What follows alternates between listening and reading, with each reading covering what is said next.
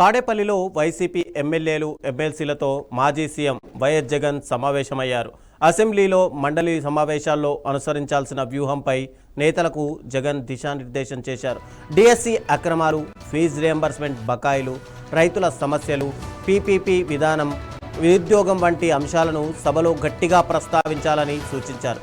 ఇక వైసీపీకి ప్రధాన ప్రతిపక్ష హోదా ఇవ్వడం లేదని జగన్ ఆరోపించారు.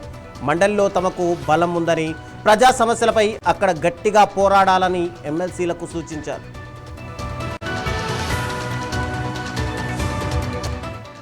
డిఎస్సి వ్యవహారంపై సిబిఐ విచారణ జరపాలని, ఫీజు రియంబర్స్మెంట్, వసతి దీవెన బకాయిలను ప్రభుత్వం చెల్లించాలని డిమాండ్ చేశారు. రైతులు, విద్యార్థులు, మహిళలు, ఉద్యోగుల సమస్యలపై కూడా ప్రభుత్వాన్ని నిలదీయాలని పార్టీ నేతలకు జగన్ సూచించారు.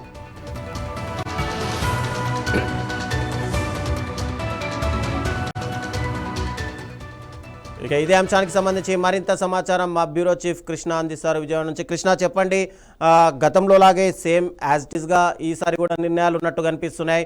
అయితే ఎమ్మెల్యేలు మాత్రం అసెంబ్లీకి వెళ్ళరు, మండలికి సంబంధించి ఎమ్మెల్సీలు మాత్రం వెళ్ళాలి, అక్కడ ప్రభుత్వాన్ని గట్టిగా నిలదీయాలని చెప్పి జగన్ దిశానిర్దేశం చేశారు. కాకపోతే ఒక ప్రతిపక్ష నేతగా, ఒక ప్రతిపక్ష హోదా ఇవ్వకపోయినా ఒక నాయకుడిగా అటు సభకు వెళ్ళి ప్రభుత్వం పైన విమర్శలు చేయాల్సిన వ్యక్తి, ప్రభుత్వ సంక్షేమ పథకాలపైన మాట్లాడాల్సిన వ్యక్తి ఇలా అసెంబ్లీకి వెళ్లకుండా ఉండడం పైన అక్కడ నాయకులు ఎలా స్పందిస్తున్నారు?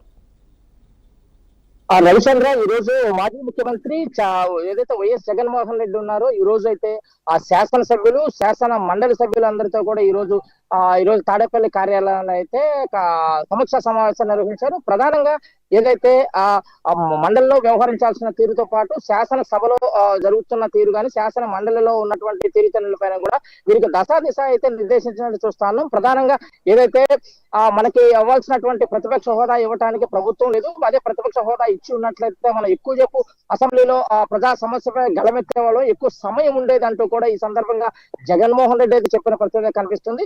కనుక అసెంబ్లీలో మనకి పెద్దగా బలం లేకపోబట్టి మన గొంతుగా ప్రజలకు వినపడట్లేదు కనుక నేను ప్రతి విషయాన్ని రాష్ట్ర ప్రభుత్వం చేస్తున్న తప్పులన్నింటిని కూడా నేను ఇక్కడ మీడియా ముఖంగా కూడా నేను ఎండగట్టే ప్రయత్నం నేను చేస్తూనే ఉన్నాను. అదే విధంగా రాబోయే 17వ తారీఖు నుంచి జరగబోయేటటువంటి అసెంబ్లీ సమావేశాల్లో మండలిలో మనకి ఎక్కువగా ఉండటం వల్ల, అంటే సభ్యులు ఎక్కువగా ఉండటం వల్ల, మెజారిటీ ఎక్కువగా ఉండటం వల్ల వాళ్ళు వ్యవహరించాల్సిన తీరు ఏ విధంగా అయితే ప్రభుత్వాన్ని ఇరుకున పెట్టాలి అనే దానిపైన కూడా వారికి సంపూర్ణంగా అయితే కొన్ని ఎలా వ్యవహరించాలో కూడా సంపూర్ణంగా చెప్పినట్లుగా మనకు అర్థమవుతుంది.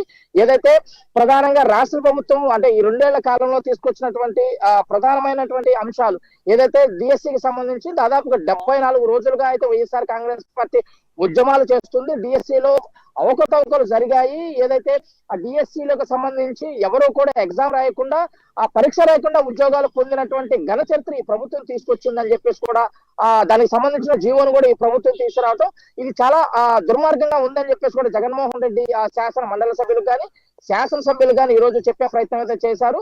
నేను ఇక్కడ మీడియా ముఖంగా కూడా రాష్ట్ర ప్రభుత్వం చేస్తున్న తప్పులన్నింటినీ కూడా నేను ఎండగడతాను అని కూడా వారికి భరోసా ఇవ్వటము, మండలిలో మనకు బలం ఎక్కువ ఉంది కనుక ఆ బలాన్ని మనం చూపించాల్సిన అవసరం ఉందని చెప్పడమే కాకుండా, డిప్యూటీ చైర్మన్ మాధవిని మనము సపోర్ట్ చేస్తున్నాం. మాధవ్కి డిప్యూటీ చైర్మన్ గా మనం మా మండలిలో ఉన్న సభ్యులంతా కూడా మద్దతు ఇవ్వాలి. ఆ దిశగా కూడా మీరంతా సమాయత్తం కావాలి అని కూడా వారికి అయితే మండలి సభ్యులకైతే జగన్మోహన్ రెడ్డి చెప్పిన పరిస్థితి అయితే కనిపిస్తుంది.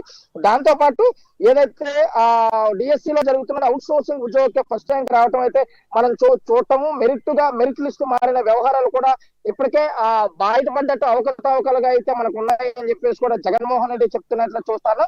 అదేవిధంగా పోటీ పరీక్షలు లేకుండా డిఎస్సిలో అభ్యర్థులకి ఉద్యోగాలు రావడం చాలా శోచనీయమని కూడా ఈ సందర్భంగా అయితే జగన్మోహన్ రెడ్డి చెప్పాడు.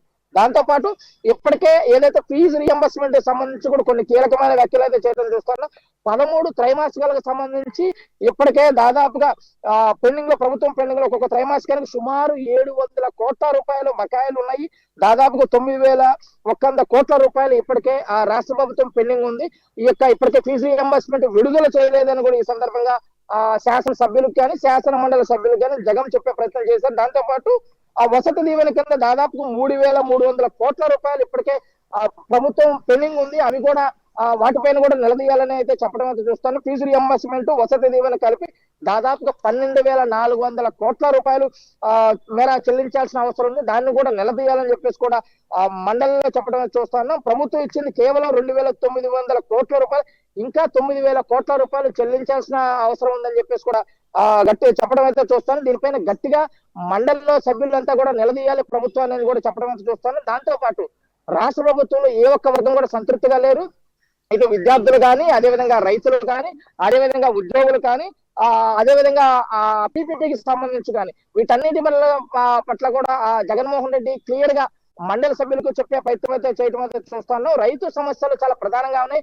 ఏ పంటకు కూడా గిట్టుబాటు ధర లేకపోవడం, ఏదైతే ఇన్పుట్ సబ్సిడీ ఎత్తేయటం, ఏదైతే గత ప్రభుత్వంలో ఉన్నటువంటి ఉచిత బీమా, రైతు బీమా ఏదైతే ఉందో పంటలకి, ఆ బీమాను కూడా ఈ రాష్ట్ర ప్రభుత్వం వచ్చిన తర్వాత ఎత్తేసిందని చెప్పేసి కూడా జగన్మోహన్ రెడ్డి దాని మీద కూడా నిలదీయాలి మండలిలో చెప్పడం అయితే మనం చూస్తాను.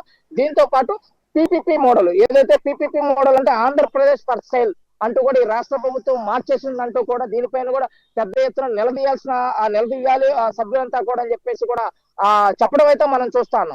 ప్రధానంగా చూసుకుంటే జగన్మోహన్ రెడ్డి అసెంబ్లీ సమావేశాలకి, రాబోయే అసెంబ్లీ సమావేశాలకు డొమ్మా కొడుతున్నట్లు అర్థమవుతుంది. ప్రధానంగా ఎందుకు రావట్లేదో కూడా శాసనసభ్యులకు చెప్పే ప్రయత్నం అయితే చేశారు. ప్రధానంగా ఏదైతే ప్రధాన ప్రతిపక్ష హోదా ఇవ్వకపోవడానికి చంద్రబాబు నాయుడు ఎట్టి పరిస్థితుల్లో దీన్ని ఒప్పుకోవట్లేదు కనుక మనం బలంగా మాట్లాడటానికి మనకు బలంగా అసెంబ్లీలో సరిపోవట్లేదు కనుక మండలిలో నిలదీయాలని చెప్పడం అయితే ఈ రోజు జరిగినటువంటి శాసన మండలి శాసన సభ్యుల సమావేశంలో దశాబ్దంగా చేసినట్లు మనం ప్రధానంగా చూసుకోవచ్చు రవి. ఎస్, అంటే అసెంబ్లీ సమావేశాలు జరుగుతున్న సమయంలోనే మళ్ళీ ప్రెస్ మీట్ పెట్టే అవకాశాలు కనిపిస్తున్నాయా జగన్మోహన్ రెడ్డి అదే అంశాలకు సంబంధించి? ఇప్పటికే ఆ జగన్మోహన్ రెడ్డి ప్రధానంగా ఒకటి చెప్తున్నాడు, రాష్ట్ర ప్రభుత్వం చేస్తున్న ప్రతి తప్పుదాలన్నీ కూడా సాక్ష్యాధారాలతో సహా మీడియా ముఖంగా నేను ఎండగడుతున్నాను. వాటికి సంబంధించినటువంటి రాష్ట్ర ప్రభుత్వం చేస్తున్న తప్పులే ఉన్నాయి, వాటికి సంబంధించినటువంటి సాక్ష్యాధారాలతో సహా మనం ప్రజల ముందుకు వెళ్తున్నాము. అసెంబ్లీలో మనకు బలం లేకపోయినా మనకు వాయిస్ వినిపించే అవకాశం రాష్ట్ర ప్రభుత్వం కల్పించకపోయినా కూడా ప్రజల యొక్క ప్రజాక్షేత్రంలో మనము ప్రజాక్షేత్రంలో తేల్చుకోబోతున్నాము. ఆ విధంగానే రాష్ట్ర ప్రభుత్వం చేస్తున్నటువంటి తప్పిదాలన్నీ కూడా ప్రజలకి మీడియా ముఖంగా నేను వివరిస్తూనే ఉన్నాను. మీరు కూడా రాబోయే అసెంబ్లీ సమావేశాలు కూడా మండలిలో కూడా మీరు ప్రభుత్వాన్ని నిలదీయాలి. ఎలా నిలదీయాలి, దానికి తగిన సాక్ష్యాధారంతో సహా అయితే శాసన మండలి సభ్యులకు అయితే ఇచ్చినట్లు పరిస్థితి అయితే కనిపిస్తుంది. Thank you Krishna.